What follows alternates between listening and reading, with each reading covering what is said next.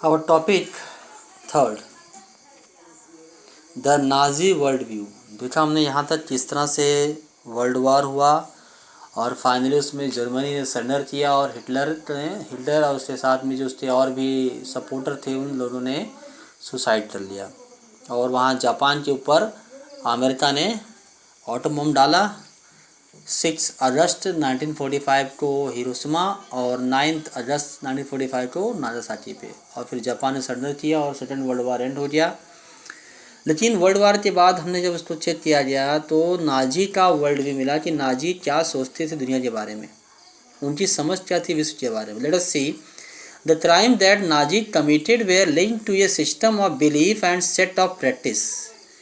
Nazi ने जो crime commit किया वो एक कोई ऐसे अचानक नहीं हो गया, एक सिस्टम था, वो विश्वास का तरीका था, एक प्रैक्टिस था नाजियों का।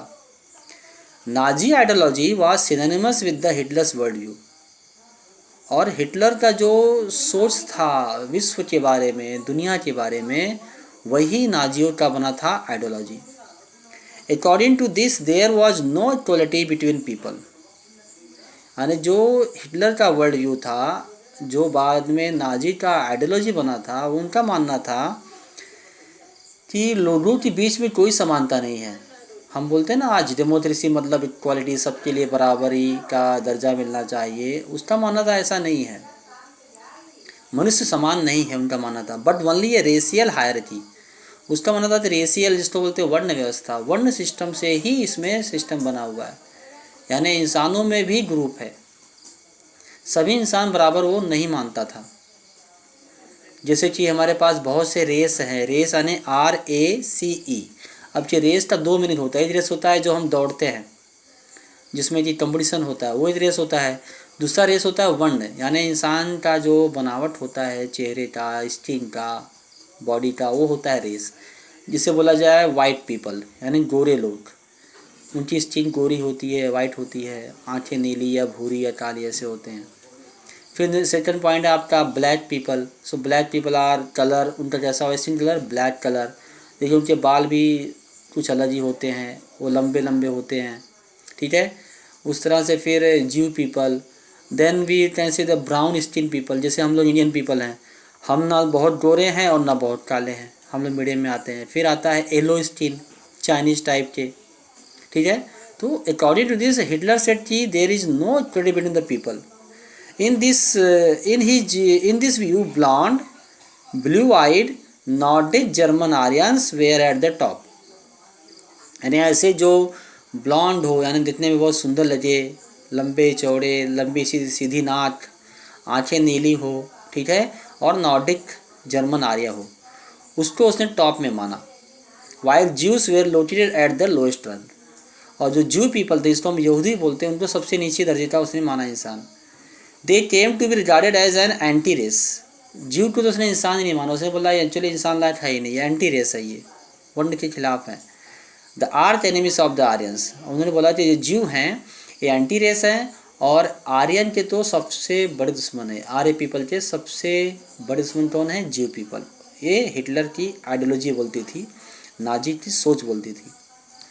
All other coloured people were placed in between depending upon their external feature. बाकी जो पीपल लोग थे, कलर वाले पीपल थे, उन सबको उसने डिपेंड किया, प्लेस किया उसी बीच में। कि सबसे टॉप में कौन?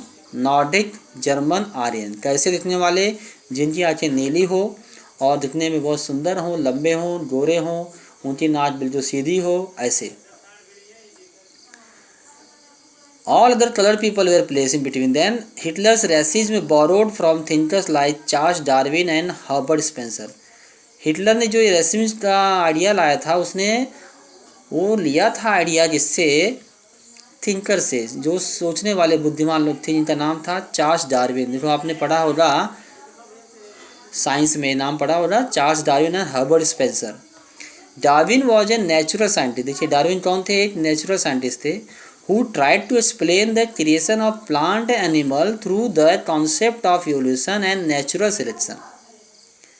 डार्विन ने थ्योरी दिया था, जो नेचुरल साइंटिस्ट थे, कि जो प्लांट एनिमल का क्रिएशन हुआ है, बना है, और उसमें जो बदलाव आया है, ये प्राकृतिक रूप से उनको चुना गया है उस तरह कि जो प्लांट जिस लायक है, जो एनिमल जिस लायक है, उसको उस कैटेगरी में रखा जाए।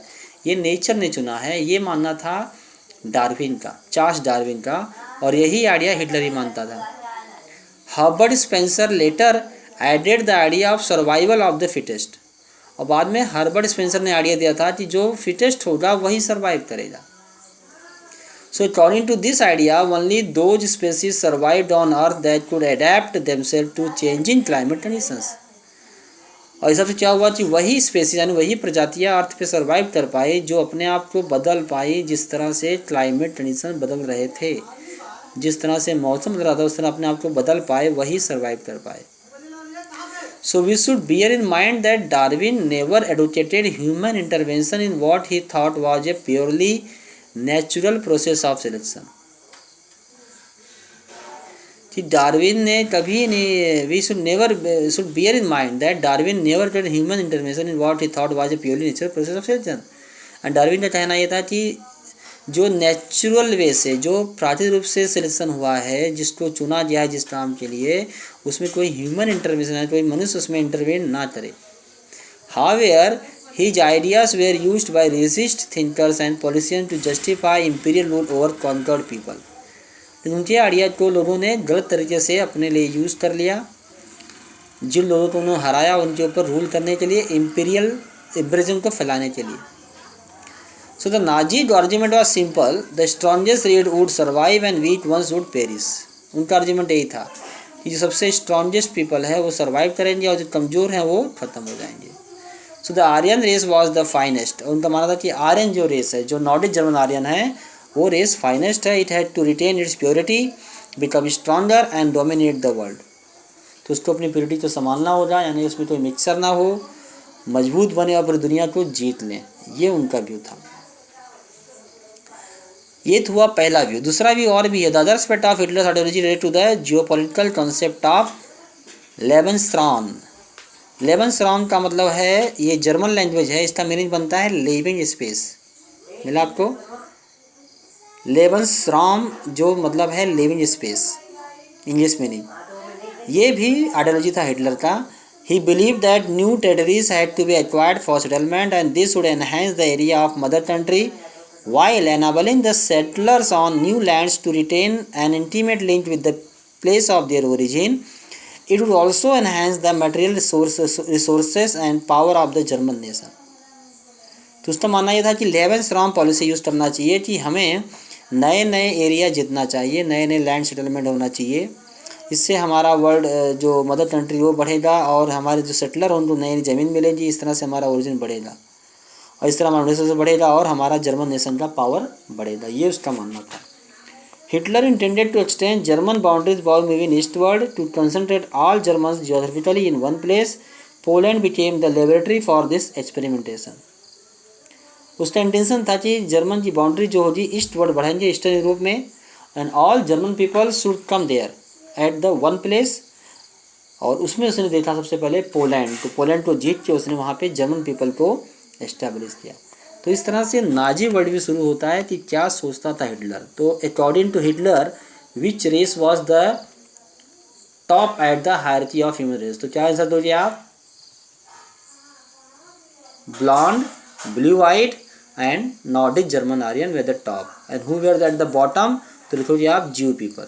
ज्यू people were the bottom of the human race, बाकी कलर पीपल इन बिटवीन, बीच में थे। Afterwards we can see here source A और सोर्स बी। इसको अच्छी तरह ध्यान से आप खुद पढ़िए। You read by yourself source A and source B. Then here word are there. Nordic German Aryan देखा भी है। One branch of those classified as Aryans, they lived in north European country and had German और red origin. Nordic German Aryan एक classified एक आर्यन का group है जो north European country में या फिर जर्मन या एरिया में रहते थे। ये थे नॉर्डिक जर्मन आर्यन। इन्हीं का सपोर्टर था, इन्हीं को मानता था हिटलर। नंबर 1 पीपल हैं जिनको कि हमेशा रहना चाहिए, जो प्योर है और जो मेंटेन करना चाहिए अपनी प्योरिटी को और हमेशा स्ट्रांग होके पूरी दुनिया को जीतें और उस पर राज करें, क्योंकि हिटलर भी नॉर्डिक जर्मन आर्यन था। इसे तो बोले थे ना, और सीधी बात है। तो ये आपका क्लियर हो गया। रेस्ट हम करेंगे इसको नेक्स्ट वीडियो में। सोर्स ए और सोर्स बी आपको करना है। you read by yourself, understand, try to understand, or if you are not able to do so, you can ask me. So in the next video I will explain it again. Then 3.1 we'll do in the next video. Till then, take care. Good night.